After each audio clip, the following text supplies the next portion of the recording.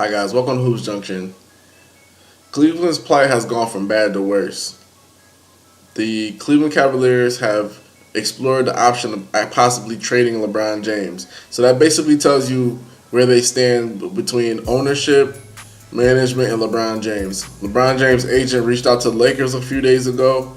The agent said, "Hey, I like what you're doing out in LA. Let's talk, sit down, talk some business." You don't know what kind of business that could be. That could possibly be, LeBron investing, but most likely it's a possible trade or something that could work out in the free agency in 2018 season. Kyrie Irving has said that the Cleveland Cavaliers are a very peculiar place. And Kyrie Irving has expressed the fact that if LeBron James doesn't come back after next season, he will be requesting a trade himself. And you guys got to remember, in the whole Paul George bid that Cleveland had, Kyrie Irving and Channing Frye were part of trade talks. So the fact that the Cleveland would possibly trade Kyrie Irving for Paul George or something, that doesn't make any sense to me. Cleveland is in a bad place. It's almost like a dumpster fire sale. They've been unable to bring in a new GM. They tried to get Chauncey Billups, and for some reason, Dan Gilbert lowballed the offer completely. He could even did like a contingency plan to pay for performance and say, "Hey, Chauncey, I will pay you the normal salary if you you meet these metrics." But for some reason, Dan Gilbert didn't even think of that kind of option and just completely gave Chauncey Billups a disrespectful offer.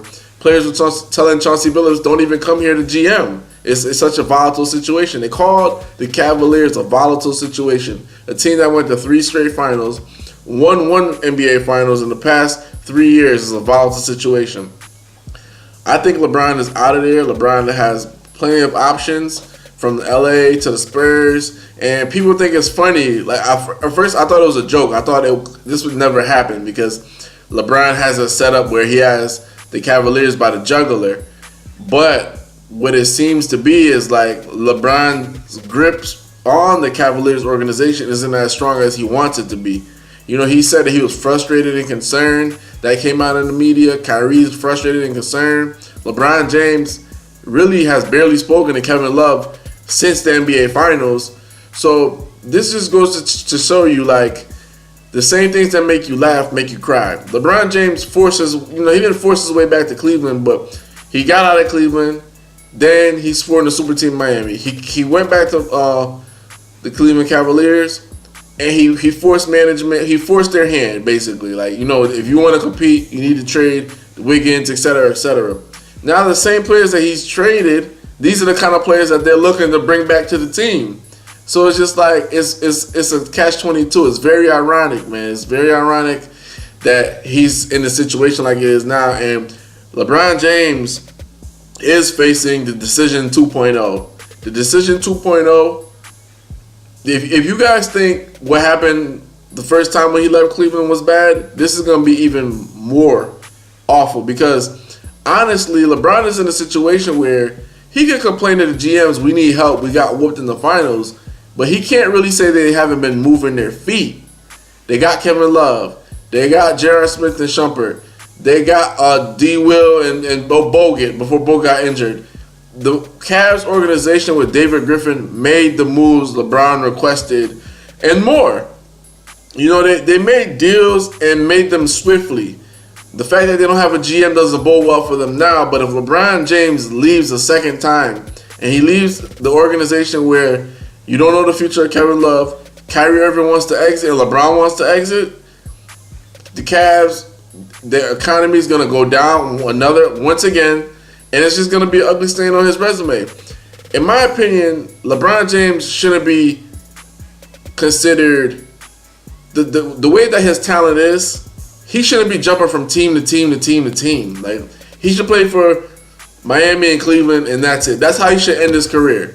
He shouldn't be Miami, Cleveland, LA, Spurs, etc., etc. Like, that doesn't make any sense. And I know opportunity-wise it does, but at the end of the day, his window might be closing to win championships. If the Cavs don't do something drastic, they're gonna lose him. But he can't go to any other organization and force their hand like he did the Cavs. Like, he held the Cavs by the jugular and said, "Do this, do that, do this." Everybody knew LeBron was basically a de facto GM. He can't go to LA and try to GM for them. He can't go anywhere that's a high organization. He can't go to the Spurs and try to GM for the Spurs. Like, Pop, we need to get this, that. That's not going to fly. Because teams are smarter. They know, like, LeBron James is a once-in-a-lifetime talent, but LeBron James is loyal only to LeBron James. The minute he feels he gets the whiff of anything that's not going his way, he will leave. He did that in Cleveland. Cleveland couldn't get Amari Stoudemire. They lost to the Celtics. He bounced.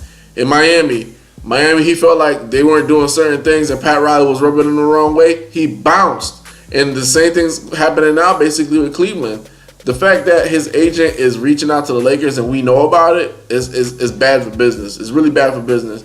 But I think LeBron has to understand his legacy. I don't think his legacy stands as high if he keeps jumping from team to team. Like, it doesn't make sense. Like, you're going to be like a more talented Dwight Howard. Like, people already consider him the second best basketball player to ever play the game. But in my opinion, if you're jumping from team to team to try to win rings, you're not the second best basketball player to ever play the game. No matter how much talent you have, you're not. Because here's the thing. You have players that have less talent. Like, Kobe's not as gifted as LeBron athletically, but he has more rings. And he's basically stayed in the same organization. Tim Duncan, same thing. He has more rings. Now, these, you can say they had better teams, but they stuck around to let their teams develop. Even if they had grumblings of wanting a trade, etc., etc., they still stuck around and let things play out. LeBron's basically like, as soon as things don't go his way, you know, he stayed 1 or 2 years, he's out. Like, that's just him. He breaks out. That's what he does. And he's giving KD the blueprint. He's giving all the young guys the blueprint. That's why the mobility is so crazy. And it's a great thing to have mobility in the NBA. But it's another thing when you're talking about like a legacy and a guy playing for so many teams, and it's due to him. It's not like they're trading him, but now the Cavs might trade him. So this is crazy. This is crazy. This is a first for me. A star player of epic proportion actually being considered to be put on the trading block. No malice, no injuries, no like off the court stuff. He's not holding up the team. The best player of the team is getting put up for trade talks just because they know he's gonna leave. Crazy. Cleveland fans, get ready for the doldrums. Get ready for the dark ages once again, because if LeBron James leaves, you might as well cut off the lights, because all that luxury tax and everything Dan Gilbert was paying, the guy's a cheap guy. He's going to say, dead all that, and you might get a decision 2.0, might get another nasty letter. This is Vlad from Hoops Junction, Hoops Meets Hoopla. Peace.